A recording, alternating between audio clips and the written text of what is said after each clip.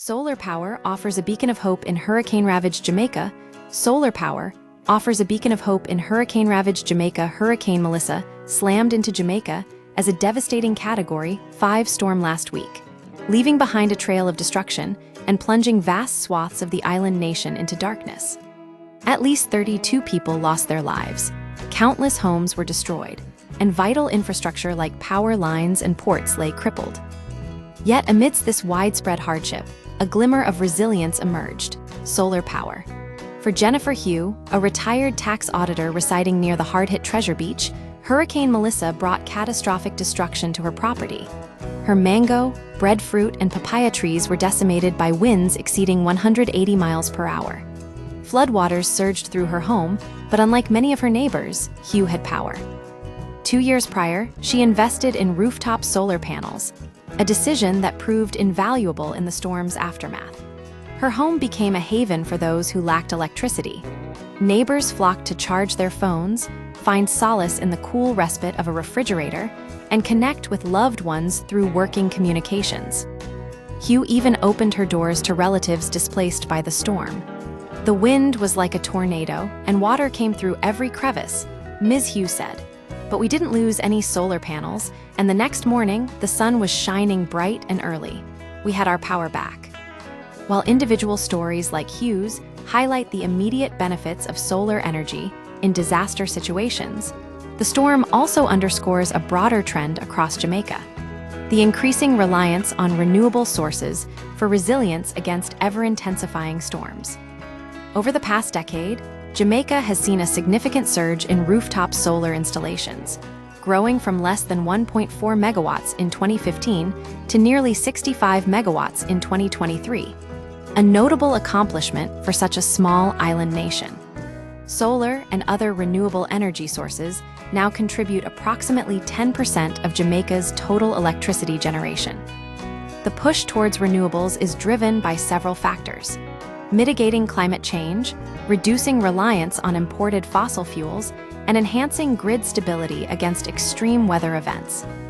The vulnerabilities of traditional power infrastructure, reliant on imported oil and liquefied natural gas, shipped via vulnerable tankers, pipelines, refineries, and transmission lines, are increasingly apparent in a world grappling with climate-driven disasters. David Gumbs, an energy expert specializing in the Caribbean at the Rocky Mountain Institute, emphasizes that solar plays a crucial role during recovery efforts. Solar, you maintain some ability to continue generating electricity without relying on hundreds of miles of damaged power lines, he explains. And in the Caribbean context, when the hurricane passes, if I have rooftop solar and batteries, and if I can keep my refrigerator running, my entire neighborhood benefits. Jason Robinson, proprietor of Solar Buzz, a Kingston-based solar installer, has witnessed firsthand the storm's devastation while assessing damage across western Jamaica. As long as you install to code and your roof stays on, you have a chance of surviving extremely long power outages, he says. Resiliency is becoming even more important than lowering your bill. Although solar remains financially out of reach for many Jamaicans, falling prices driven by the influx of Chinese-manufactured equipment are making it increasingly accessible. Incentives from the Jamaican government, including an income tax credit for solar installations and financing options offered by banks, are further accelerating adoption. Additionally, the National Electric Utility now compensates households with solar panels for excess electricity they feed back into the grid. These efforts have propelled Jamaica towards its ambitious target of generating 50% of its electricity from renewable sources by 2030. Annabelle Todd, manager of an oceanfront guest villa on Treasure Beach, exemplifies this trend. After enduring 2 consecutive hurricane seasons ravaged by storms like Melissa, she and her guests now enjoy uninterrupted power thanks to a rooftop solar system installed 2.5 years ago, costing roughly $30,000. Honestly, we could pay it off in 2-3 years, she said. More importantly, for Todd and many on Treasure Beach, the peace of mind offered by uninterrupted power during crisis situations outweighs the initial investment.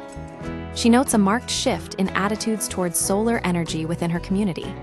Now everyone who runs villas here wants solar. I already see solar suppliers driving up and down Treasure Beach, she said. They got hit 2 years in a row, and they're not going to fool around anymore. The Jamaican government's commitment to renewable energy is another significant factor driving this shift. While acknowledging that Jamaica faces limitations as a developing nation, Todd underscores the government's proactive approach. "I really do think our government has put some fair degree of priority behind solar," she said. "Most people would go solar, save for the expense." As Caribbean nations grapple with escalating climate impacts and rising vulnerability to catastrophic storms, Jamaica stands as a compelling example of how embracing renewable energy can bolster resilience in the face of adversity. The story of Hurricane Melissa reminds us that while infrastructure repairs are essential, investing in decentralized, localized energy solutions like solar power offers an enduring pathway towards a more sustainable and resilient future.